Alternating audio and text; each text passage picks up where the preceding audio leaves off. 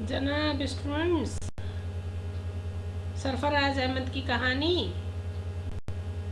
Indian commentator की ज़बानी। आइए ज़रा सुनते हैं। आपके लिए गिफ्ट।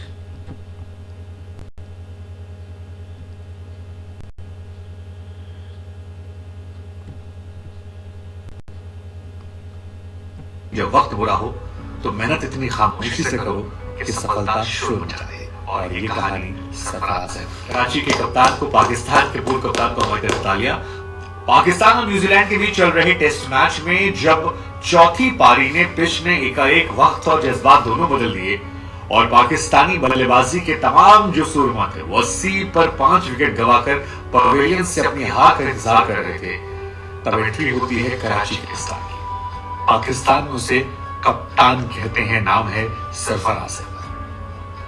सरफराज अहमद की कहानी जो है ये धैर्य वाली कहानी है। ये बताती है कि अगर आप में धैर्य है तो आप वक्त बदल सकते हैं, जज्बात बदल सकते हैं। और आज सरफराज अहमद ने जब 8 साल बाद शतक मारा तो वो नजर आया। ये पिच पर सरफराज जो ये पंच कर रहे हैं, ये दरअसल ऐसा लग रहा है कि उन सिलेक्टर्स के मुंह पर कर रहे हैं जिन्होंने 3 साल तक उन्हें बाहर रखा। वो ये बता रहे हैं कि कैसे उनके करियर के साथ खिलवाड़ करने की कोशिश की गई और उन पर एक टैग लगा दिया गया कि फिनिश्ड। लेकिन सरफराज की कहानी बाकी थी। वो इंतजार कर रहे थे निजाम बदलने का, और कुदरत का निजाम जब बदला तो फिर मौका मिला। जिस रिजवान के चलते उन्हें 3 साल बाहर बिठाया, उसी रिजवान को बाहर करके लौटे और तब से पहली इनिंग 50, दूसरी इनिंग 50, उसके बाद अगले मैच में टेस्ट में 50, फिर 50 और अब शतक। वो जिस शतक से बार बार चूक रहे थे आज उन्होंने पूरा किया। और जब पूरा किया तो पवेलियन में पत्नी की आंखों से आंसू निकल रहे थे और फैंस पूरे ग्राउंड में सैफी भाई सैफी भाई सैफी भाई चिल्ला रहे थे। ये कहानी काफी इंस्पायरिंग है, लेकिन ये कहानी आसान नहीं है। सरफराज अहमद को कप्तानी से हटा दिया गया, टीम से बाहर निकाल दिया गया। उन्हें जब टीम में लाया गया तो केवल पानी पिलाने के लिए रखा गया। मतलब जिस टीम के कप्तान ने सोचा वहां पर पानी पिला रहे।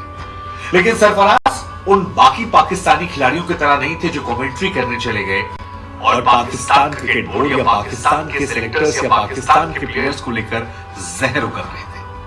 सरफराज खामोश रहे, जो भी भूमिका मिली उसे निभाते रहे। डोमेस्टिक खेलने गए और डोमेस्टिक में शानदार रन बनाने के बाद अपने पोटेंशियल के दम पर टीम में वापसी की। सभी कह रहे थे कि उन्हें खेलने का मौका मिलना चाहिए, लेकिन मिल ही रहा था। लेकिन वक्त बदला, शाहिद अफरीदी आए और उसके बाद जो पहले मैच में मौका मिला 50 रन बनाए। विकेट कीपिंग में कुछ गड़बड़ियां हुई जिसको लेकर लोगों ने सवाल किया, लेकिन सरफराज डटे रहे। सरफराज शतक नहीं बना रहे थे, लेकिन जो भी शतक बनाकर जा रहा था वो उससे कह रहा था कि सरफराज भाई ने कहा था, मोटिवेट किया था और इस वजह से हम ये कर पाए।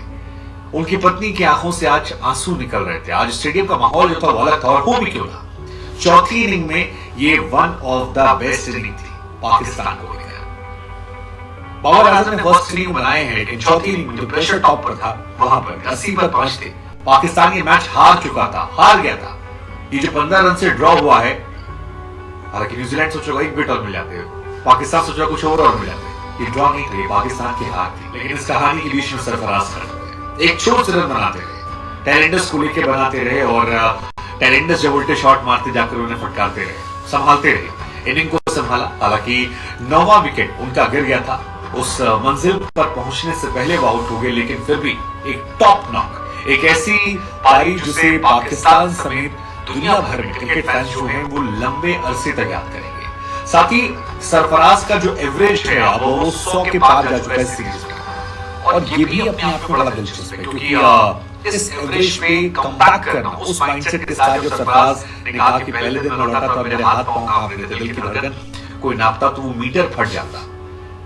याद कीजिए रमीज राजा के उस बयान को जहां पर उन्होंने कहा कि हमारे पास विकेट कीपर मिल गया हमें हैरिस, और अब लग रहा है कि सरफराज का करियर जो है वो फिनिश्ड हो चुका है। लेकिन जवाब जुबान की जगह जब बल्ले से दिया जाता है तो सिर्फ उनके मुंह पर तमाचा नहीं होता जिन्होंने काबिलियत पर शक किया था, बल्कि तालियां वहां से भी आती हैं जो शायद आपने दिलचस्पी ली। तो आज सरफराज उस ताली कहता है। कराची के कप्तान को, पाकिस्तान के पूर्व कप्तान को हमारी तालियां, और दुनिया भर में तमाम क्रिकेटर्स के लिए भी ये इंस्पिरेशनल है कि जब वक्त बुरा हो तो मेहनत इतनी खामोशी से करो कि सफलता शेर हो जाए।